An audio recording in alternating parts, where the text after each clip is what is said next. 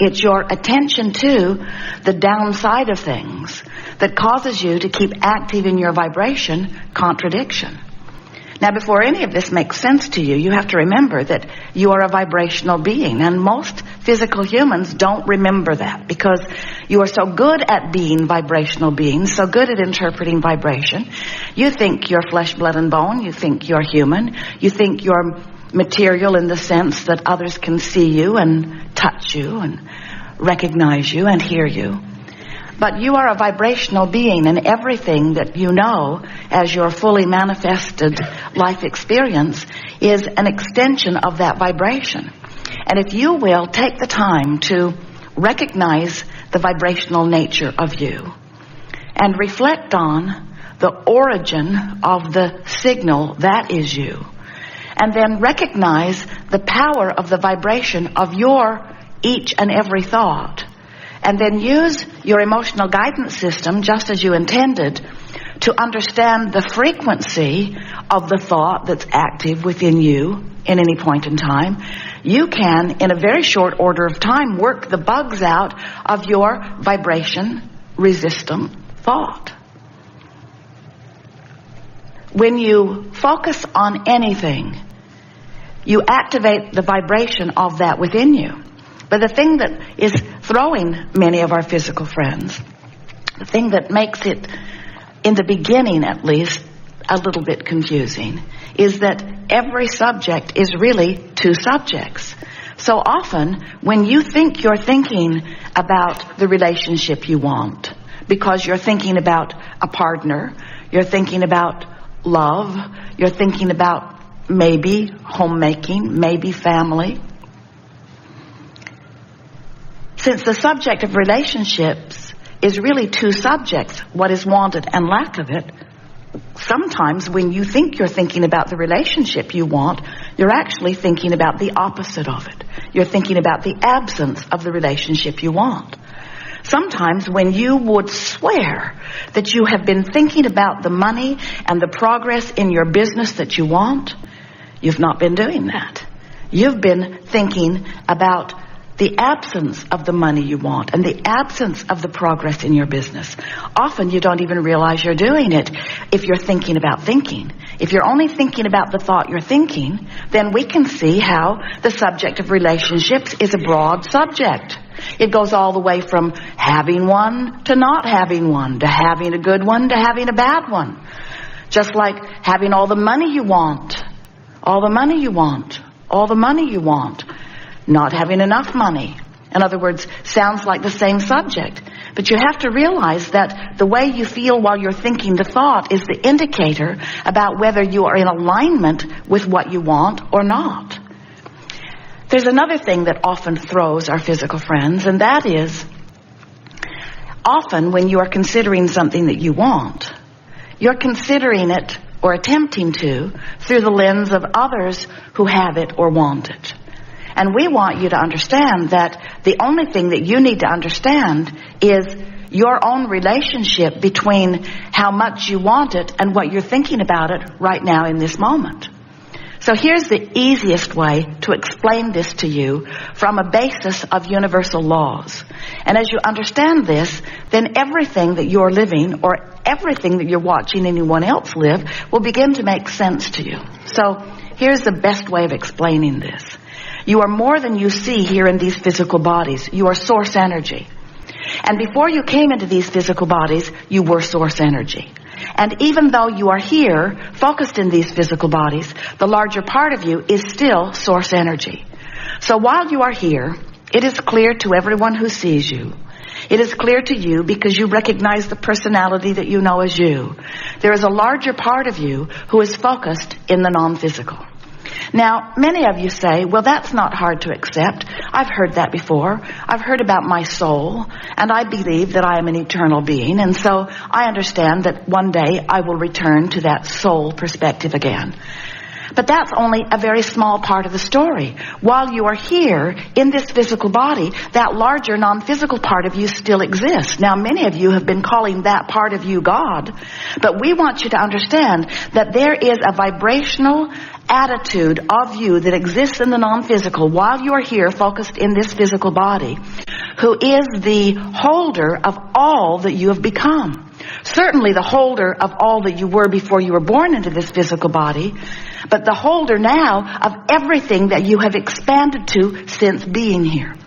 In other words, when someone was rude to you, you wanted a nicer world. And when you ask, your inner being, the source energy part of you, embraced that idea and held the idea of it purely for the creation of it. When you don't have enough wellness in your body, and so you ask for more wellness, that non-physical part of you takes that idea and holds steady the vibrational attitude of that.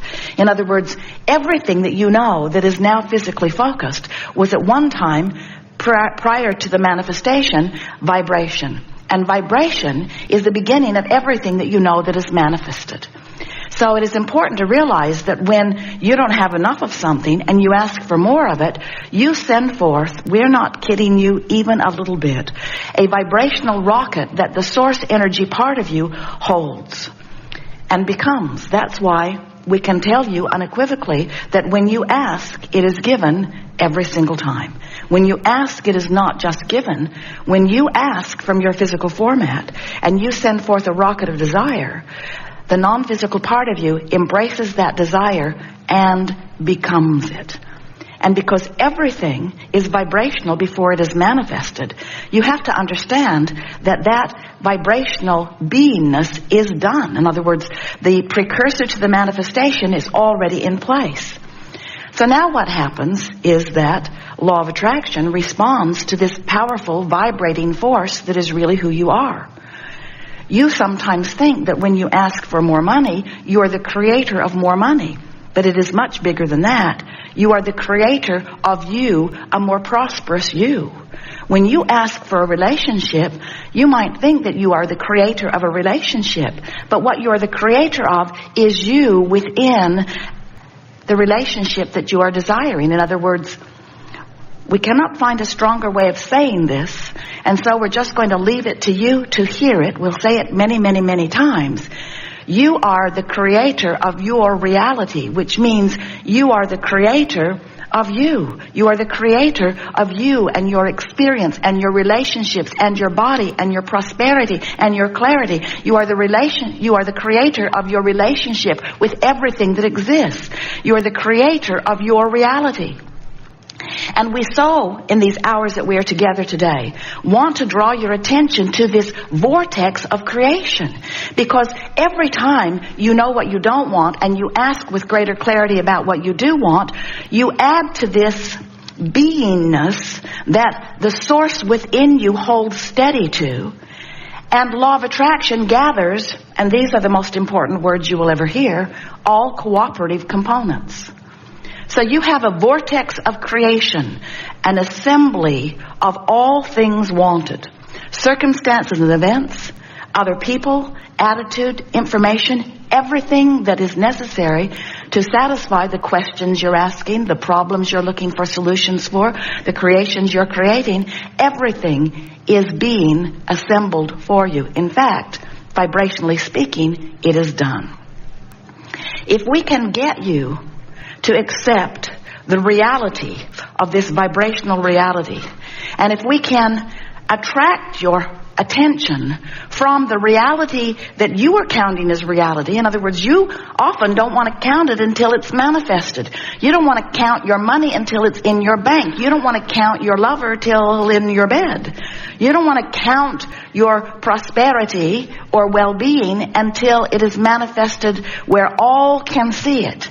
And we want you to learn to see through the eyes of Source. We want you to come into, vibrationally speaking, your vortex of creation so that you can know your prosperity in the moment that it is a vibrational reality. And once we are able to, you might say, distract you from the reality that has so much of your attention and call you into the vibrational reality that is the precursor of your next reality, you're going to break loose into a whole new creating pattern. Things that have been log-jammed for a long time are going to loosen up for you. When you want something, let's say more money, and you are so aware of how much money you have and so aware of what your debt to income ratio is, and so aware of what's going on in the economy, or so aware of the reality of what is right now, this red hot minute. Even though you've asked for far more, and far more is queued up for you, and could come to you now, because it's done. All you have to do is find the vibrational equivalency to it, and it must pour into your experience in a way that you and others can see it. But you've got to be a vibrational match to it, not the absence of it. And the tricky thing about being the realist that you've been objectively trained to be is that when you truthfully tell it like it is right now, and train your vibration into that thought, which makes it that belief, which makes it that expectation, which makes it that point of attraction, you hold yourself away from your fortune that is waiting for you only because of a little sloppy focusing. Or maybe because you don't understand the laws of the universe. Most people offer most of their vibration in response to what they are observing. So then, because observing good things makes you feel good and observing bad things makes you feel bad, then you set out as individuals and as cultures, certainly as governments, you set out to try to control the circumstances, because you've already proven to yourself that attention to that good feeling thing makes me feel good, and attention to that bad feeling thing makes me feel bad. So I guess we should just all, you say, control the circumstances so that we can feel good about more things. And then you battle endlessly about the way those conditions should be. Don't you? This is my land. This is my land. No, this was my idea. No, this was my idea. And as you scramble around battling with one another without even meaning to, you hold yourselves outside of your vortex of creation, and you disallow by your attention to what is everything that you've put there, everything that you own, everything that you deserve, everything that you're worthy of, everything that's queued up for you, everything that has been assembled. All the cooperative components to everything that you've been asking for have already been assembled. You're the only missing component. So the question that we really want to get to the heart of as we are chewing together today is, are you a cooperative or an uncooperative component? And here's an easy way to know it. If you're frisky, you're cooperative. If you're ornery, you're uncooperative. If you're happy, you're cooperative. If you're unhappy, you're uncooperative. If you're joyful, you're cooperative. If you're pessimistic, you're not cooperative. If you're ornery, you're not cooperative. If you're overwhelmed, you're not very cooperative. If you're fearful, you are so uncooperative.